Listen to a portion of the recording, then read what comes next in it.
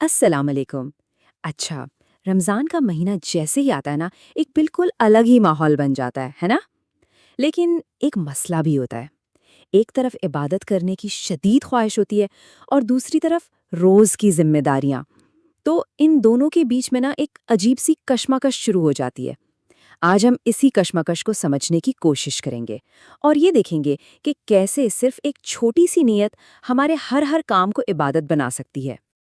ذرا سوچے، سحری کی تیاری، پھر دن بھر کے کام، پھر افطار کی وہ بھاگ دوڑ، بس ایک تھکن ہے جو پورے دن طاری رہتی ہے۔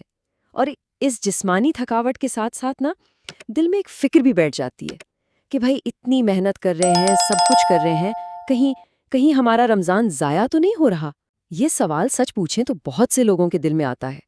اور یہ جو آواز ہے نا، میرا رمضان ضائع ہو رہا ہے، یہ امینہ کی آواز ہے۔ لیکن سچ کہوں تو یہ شاید ہم میں سے بہت سے لوگوں کے دل کی آواز ہے۔ یہ صرف ایک جملہ نہیں ہے، نہیں، یہ وہ گہری مایوسی ہے جو کبھی کبھی اس مبارک مہینے میں بھی محسوس ہونے لگتی ہے۔ تو آج امینہ کی اسی کشمکش کے ذریعے ہم ایک اہم بات سمجھیں گے۔ تو چلیں ذرا امینہ کی دنیا میں جھانک کر دیکھتے ہیں۔ دیکھیں، اس کی جو تھکن تھی نا، وہ صرف جسمانی نہیں تھی، اس کی روح تھک رہی تھی۔ اسے ایسا لگ رہا تھا جیسے وہ رمضان کے سارے نور، ساری برکتوں سے محروم رہ گئی ہے، اور یہ احساس، یہ سوچ اسے اندر ہی اندر کھائے جا رہی تھی۔ یہاں دیکھیں تو امینہ کی زندگی کی دو الگ الگ تصویریں نظر آتی ہیں۔ ایک طرف ہے اس کی حقیقت، کیا ہے وہ؟ گھر کے وہ کام جو کبھی ختم ہی نہیں ہوتے، صفائی، کوکنگ، سب کی ضرورتوں کا خیال رکھنا۔ اور پھر دوسری طرف ہے اس کے دل کی حسرت۔ کیا حسرت ہے؟ کہ اس سے بھی سکون ملے، وہ بھی آرام سے بیٹھ کر قرآن پڑھے، تسبیح کرے، اپنے رب سے وہ تعلق جوڑ پائے جو وہ جوڑنا چاہتی ہے۔ اور امینہ کی بے بسی کا عالم یہ تھا کہ وہ یہ سوچنے لگی تھی کہ شاید اس کی یہ ساری محنت، یہ سب کچھ بیکار ہے، کہ اللہ اس سے راضی ہی نہیں ہے۔ اور یہ وہ سوچ ہے جو کسی بھی ایمان والے کے لیے سب سے زیادہ تکلیف دہ ہوتی ہے نا، جب انسان کا اپنا ہی دل اس کے خلاف ہو جائے۔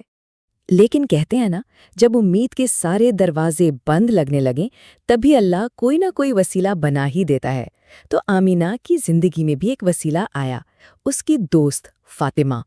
اور وہ اپنے ساتھ صرف خود نہیں آئی، بلکہ امید کی ایک نئی کرن لے کر آئی۔ فاطمہ نے آتے ہی نا امینہ کی پوری سوچ کو جیسے جھنجھوڑ کر رکھ دیا۔ اس نے ایک بہت اہم بات سمجھائی۔ اس نے کہا، امینہ، یہ جو مایوسی ہے نا، یہ رحمان کی طرف سے نہیں آتی، یہ تو شیطان کا سب سے بڑا ہتھیار ہے۔ وہ ہمیں نیکی سے دور کرنے کے لیے ہمارے دلوں میں ایسے ہی وسوسے ڈالتا ہے۔ اور بس یہیں سے کہانی کا رخ ایک بہت ہی خوبصورت، بہت ہی بنیادی اسلامی تصور کی طرف مڑ جاتا ہے، اور وہ تصور ہے نیت کا۔ جی ہاں، نیت یعنی ارادے کی وہ طاقت جو مٹی کو بھی سونا بنا سکتی ہے۔ فاطمہ نے امینہ کو یہ حدیث مبارکہ سنائی کہ جو شخص کسی روزہ دار کو افطار کرائے، اس کو بھی اتنا ہی اجر ملتا ہے جتنا اس روزہ دار کو۔ بس یہ سننا تھا کہ امینہ کے ذہن میں جیسے کوئی بلب جل اٹھاؤ۔ یہ اس کے لیے ایک واو مومنٹ تھا۔ اس نے تو کبھی سوچا بھی نہیں تھا کہ کچن میں گھنٹوں کھڑے ہو کر جو افطاری وہ بنا رہی ہے، وہ اسے ایک روزہ دار جتنا اجر دلا سکتی ہے۔ تو سوال یہ ہے کہ آخر یہ نیت ہے کیا؟ بہت سادہ سی بات ہے۔ نیت دل کے اس ارادے کا نام ہے کہ کوئی بھی جائز کام، کوئی بھی، صرف اور صرف اللہ کی خوشی کے لیے کیا جائے۔ اور یہی خالص ارادہ ہمارے روزمرہ کے عام سے کاموں کو بھی عبادت کے ایک بہت اونچے مقام تک لے جاتا ہے۔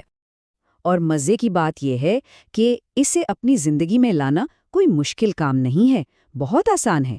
بس ہر کام سے پہلے دل میں یہ ارادہ کر لیں کہ یہ اللہ کے لیے ہے۔ گھر والوں کی خدمت کر رہے ہیں تو اسے اللہ کا قرب حاصل کرنے کا ذریعہ سمجھیں۔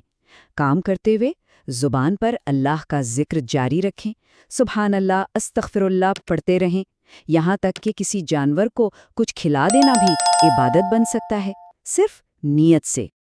فاطمہ کی ان باتوں نے نا امینہ کے دل کی دنیا ہی بدل ڈالی۔ جیسے ہی اس کی سوچ بدلی، اس کا حال بھی بدل گیا۔ وہ جو مایوسی تھی، اس کی جگہ امید نے لے لی، اور جو بے چینی تھی، اس کی جگہ ایک گہرا سکون آ گیا۔ اسی شام افطار سے بس کچھ دیر پہلے امینا نے دعا کے لیے ہاتھ اٹھائے۔ اس کی آنکھیں نم تھیں اور دل کی گہرائی سے آواز نکلی، یا اللہ، میرے اس کام کو، اس خدمت کو میری عبادت بنا دے۔ بس اس نے اپنی ساری تھکن، اپنی ساری محنت، سب کچھ اللہ کے سامنے رکھ دیا، صرف اس امید پر کہ وہ اسے قبول فرما لے گا۔ اور آخر میں صرف ایک چھوٹی سی التجا، مجھے قبول کر لے، یہ اس کے ٹوٹے ہوئے دل کی وہ صدا تھی جس میں اس کی ساری بندگی، سارا بھروسہ، سب کچھ سمٹ آیا تھا۔ اس دعا کے بعد بھی آمینہ کی آنکھوں سے آنسو بہہ رہے تھے، لیکن اس بار یہ آنسو بے بسی کے نہیں تھے، نہیں، یہ آنسو تھے اپنے رب سے ایک نیا، ایک گہرا تعلق جڑ جانے پر، شکر کے، محبت کے۔ اور یہ تو اللہ کا وعدہ ہے نا کہ جب بندہ اپنا معاملہ اس کے سپرد کر دیتا ہے تو پھر وہ بھی اس کے لیے آسانیاں پیدا کرتا ہے۔ تو جیسے ہی امینہ کی نیت بدلی، اس کی زندگی میں بھی برکتوں کا نزول شروع ہو گیا۔ پتہ ہے کیا ہوا؟ اس کی اچھی نیت کا اثر نہ پورے گھر میں پھیل گیا۔ اس کے شوہر نے خود آ کے کچن میں مدد کی آفر کی، ساس نے شاید پہلی بار اس کے کھانے کی دل سے تعریف کی، اور سب سے بڑھ کر یہ کہ اللہ نے اس کے وقت اور محنت میں ایسی برکت ڈالی کہ جو کام پہاڑ جیسے لگتے تھے وہ بھی آسان ہو گئے۔ پورے گھر کے ماحول میں ایک عجیب سا سکون آ گیا تھا۔ تو یہ کہانی ہمیں یہی تو سکھاتی ہے کہ جب ہم اپنے کاموں کو، اپنے اعمال کو ایک خالص نیت کے ساتھ اللہ کے حوالے کر دیتے ہیں نا، تو وہ نہ صرف انہیں قبول کرتا ہے بلکہ ہمارے وقت میں، ہماری کوششوں میں ایسی برکت ڈال دیتا ہے جس کا ہم تصور بھی نہیں کر سکتے۔ تو اس ساری بات سے 3 اہم چیزیں ہیں جو ہمیں یاد رکھنی ہیں، ٹھیک ہے؟